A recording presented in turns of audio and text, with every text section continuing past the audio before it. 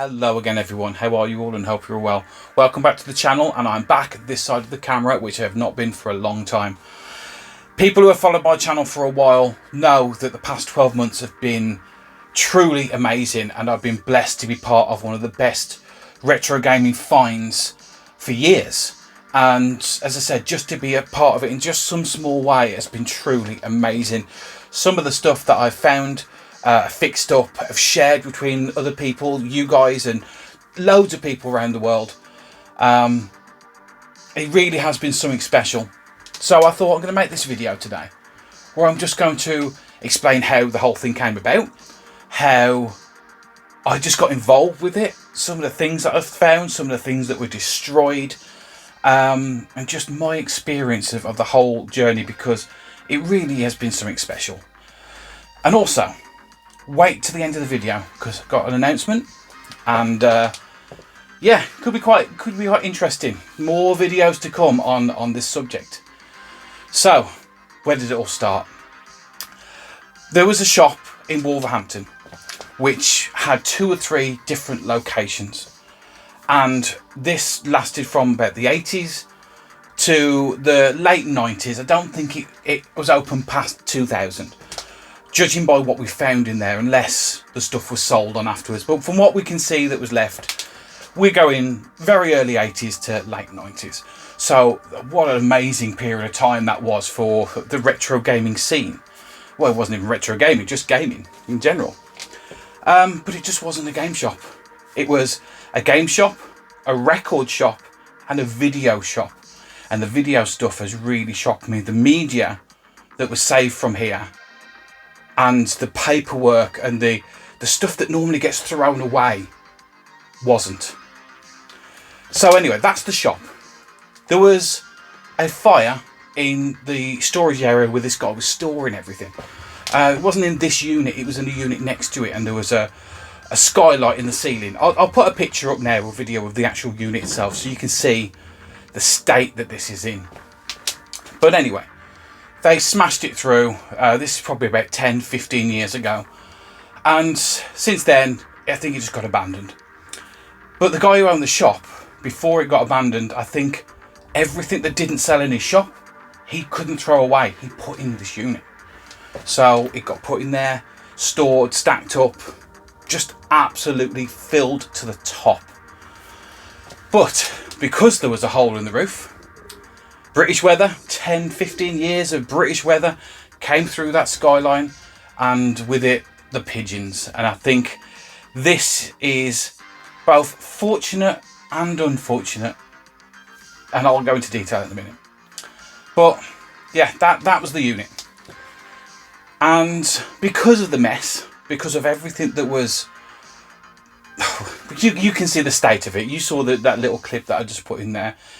Most people would open that up and just go, yeah, that's junk, walk away. So the current owner wanted to expand his business next door, but he needed this clearing out. And just by chance, he happened to go into Unit 3 Collectibles in Wolverhampton. And he didn't actually go to the toy section to begin with. He was with his kid, and he went upstairs and was looking at the comics. And on the way out, he just happened to notice there was a couple of records on the side. So he asked the owner, do you buy records? And then the owner went, yeah, we buy things, you know, whatever you got. I said, I'll go and get them. I'll bring them in. So an hour or so later, came back, stack of records, filthy. As you can tell, covered in bird crap, just filthy. And Adam was like, maybe not really for me, you know, but he said, look, there's lots more in the storage lockup if you want to come and have a look.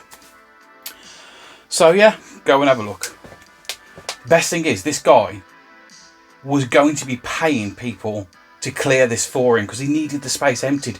He was just going to get a couple of people with some skips and throw everything into this skip. Multiple skips. But yeah, Adam went down, opened up the doors, looked in. That's where we got that little clip of the video of how bad the place was. So I was like, mate, I'll have a look. I opened up one box. Yeah, nothing special. I opened up another box. Yeah, some records, some interesting things. I opened up another box. Sealed Super Nintendo games. Not every day you open up a box of sealed Super Nintendo games and then instantly it's like, okay, well, what else is in here? Open up another box of Master System games. Open up another box of sealed Master System and Mega Drive games. And when we're talking games, we're talking like the sealed Super Nintendo games were Zeldas, Ghosts and Goblins, things like that. The Master System games, I think there was like 4 or 5 Golden Axe Warriors in it. So many good games, a lot of imported games as well.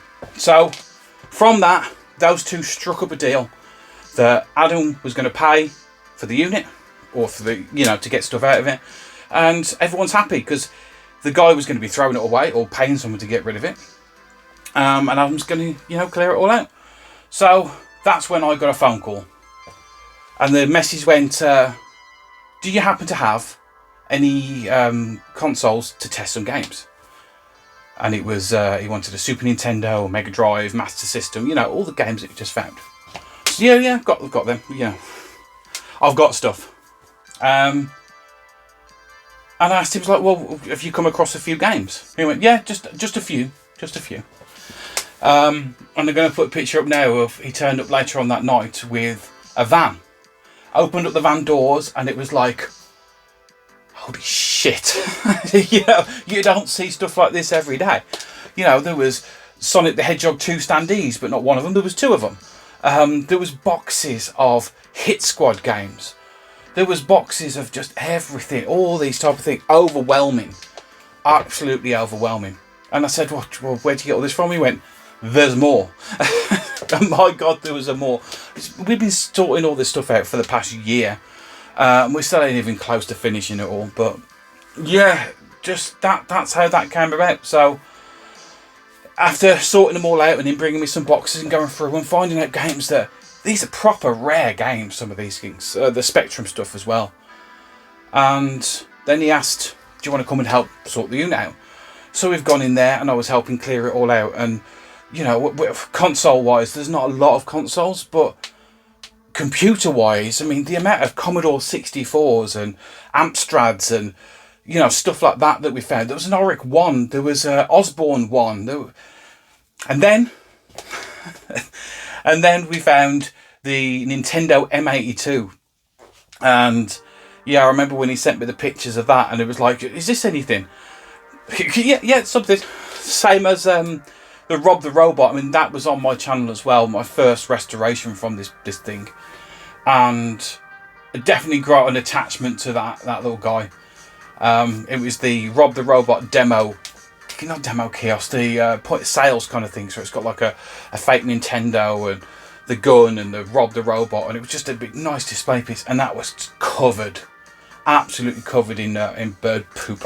But yeah, proud of that restoration, proud of saving that, because I think most people seeing that would have just gone, I ain't touching that, it's going in the bin.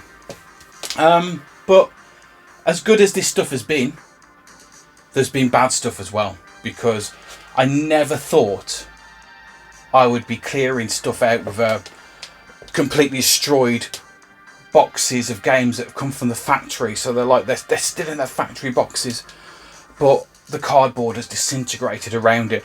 The games, you're pulling them out and they're in blocks because they're all stuck together. So you're shoveling these into boxes to get rid of them. I remember picking up a box of empty Super Nintendo boxes, and there must have been about 7 or 8 of them. And you pull them out and it just came out as one big long lump of paper mache. But throughout all that rubbish, there were still little pockets inside of stuff that hadn't been destroyed. So under all this slime and sludge and everything else, there was like a little pocket that just had a what's the Rob the Robot game? Stack Up. A complete stack up. Just there, just in a little pocket, just pulled out. Mint. How that survived and everything around it didn't, I'll never know. But then we're going on to the videos as well. And this is something that's really shocked me, because some of the videos that we found from this are proper rare stuff. Because we've been going through them, and I have videotapes, but I've never been someone who's collected like the pre-cert stuff or the horror stuff or the banned movies. I always heard the phrase video nasty, but I didn't know what a video nasty was. and it was those, is it 38, or someone please correct me in the comments, videos that when they changed the preset over, they went, no, these are banned. And I was going through a box, and because I was on this video group, and I was just taking pictures and putting them up, and going, look, this is today's box we're going through. And I think in that box we have 3 or 4 of these banned video nasties. But not only that, but one of them was one of the rarest variants you could possibly get. The story behind that, though, is me and Adam saw this one, and I think he was already cleaned up at the time before I asked people what the value of this was. Because, you know, once you put a picture up like that, and with collectors, they go, it's this one, it's this one. I thought it was a fake cover, because what it was is they used to send these sleeves out for the V2000, I think it was. That's one thing, lots of V2000 Betamax stuff. And what the people used to do is cut out the cardboard, like, cartons, and stick them on. So I thought it was a fake. No, apparently 100% legit. I Spit on Your Grave, purple spine, mint condition, and that sold for a lot. That sold for, I'm not going to talk prices here, but my God, that really did shock me. As I said, there's going to be pictures here of all different things that we found, and yeah, the media stuff, the paperwork and posters and everything else that was thrown away, truly amazing. And it's just been so fun to go through this. The privilege I've had of being the first person to go for a box that no one's touched in 30 years, and finding and discovering this lost stuff has been truly amazing. I'm just so grateful to be a part of it. I really am. And then we'll go into the records. Turns out the person was quite a big influencer, or started up the left my head now. Northern Soul, that's it. The Northern Soul scene in the Midlands area. So there's so many singles of Northern Soul stuff, which is, I've not been sorting the records out. I like records, but they all look the same to me. And yeah, that we've had people, DJs come in, everyone else, people have been buying this stuff, and it's been great to save it. Unfortunately, a lot of the records were stored in the area where the rain had got in, but not just that, they've been stacked sort of like this way with things on top, so you're pulling them out and these things are bent and warped and everything else. It's, again, going down the whole route of, it's amazing that it was saved, what was saved, but gutted what was lost. And that gets me back onto the thing of kind of lucky that it didn't happen, because if there hadn't have been a fire, the guy probably would have kept paying for his unit, and he would have come and cleared it out at some point, or family member later on. If he hadn't paid for it and there wasn't a hole in the roof and the stuff looked clean, the guy who was trying to clear it now probably would have gone, oh yeah, I will just go through it, but no one wanted to touch it. That's where we got called in, and it's been very, very lucky sequence of events, one thing to another, which has just led to this amazing find. There's got to be more of these places like this out there. There's got to be more places. And I don't know what else to say, but privileged to go through it. And as I said at the beginning, there's going to be more videos, right? Because we're going back, and there's a couple of rooms or at least one room, which was the guy's office that we never got to last time. So what I'm planning is I'm going to be doing more videos about this unit, about things that we find, and they're going to be on my channel.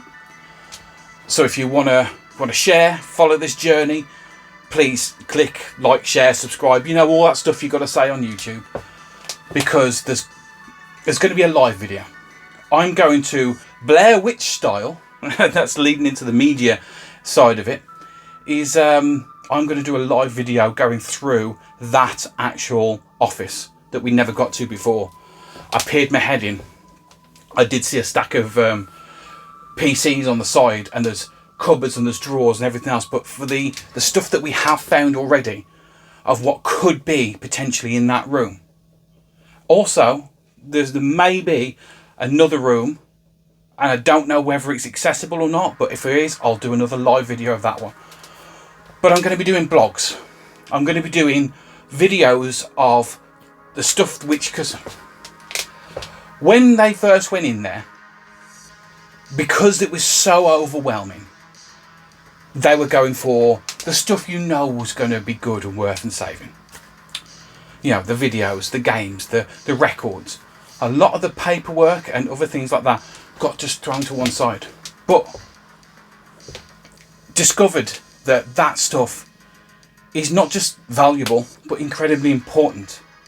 Because everyone throws it away. No one thinks that this paperwork's going to be valuable or even important. You know what I mean? A letter from like a Medusa Studios talking about their latest videos coming out. They got sent to the shop. He went, yeah, I'll have that, throw it out and put it in the bin. All this stuff's there because he scooped it all up, all the paperwork, and put it into boxes. And these boxes are stacked full of stuff. And we're going to go through them. I'm going to do vlogs as I go through them and see what we find. May even do more live videos when I do that as well. So if you're interested in anything else or even this find, let me know, because there's more to come. There is a lot more to come. And again, I'm just very, very privileged to have been a part of this, even just in some small way. And the saving all this puts a smile on my face, and always will, because there are things that are in museums now, in collections, in there was a Medusa booklet, right, which apparently is really rare because there was a video in it which never got released. So people have been finding them, cutting it out, selling it separately. The guy that bought it had been looking for one for 10 years. So to just go, oh, I found one. It went up for auction, it got bought. Really makes me happy that these people have got stuff they've been searching for decades.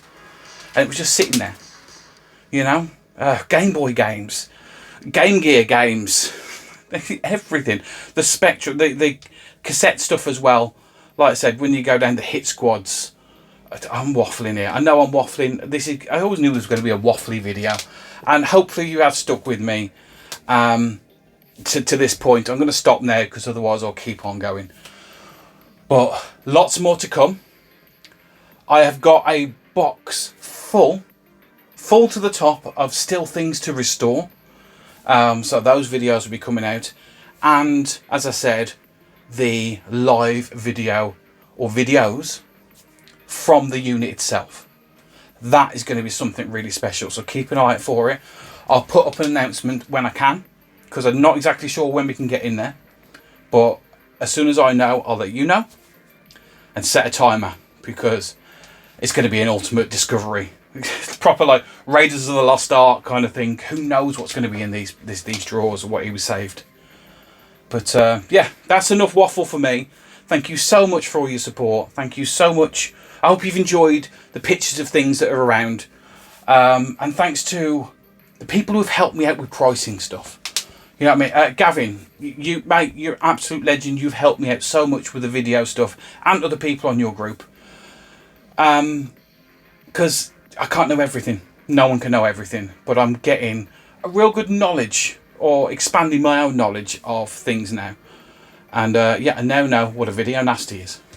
Anyway, thanks so much for watching, guys. I will catch you again in the next one. And there's going to be more videos from here with me in front of the camera.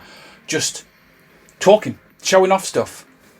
Back to how it used to be. There will still be gameplay videos though, because I do like playing the games. Anyway, thanks so much for watching, and I will see you all again next time. Bye.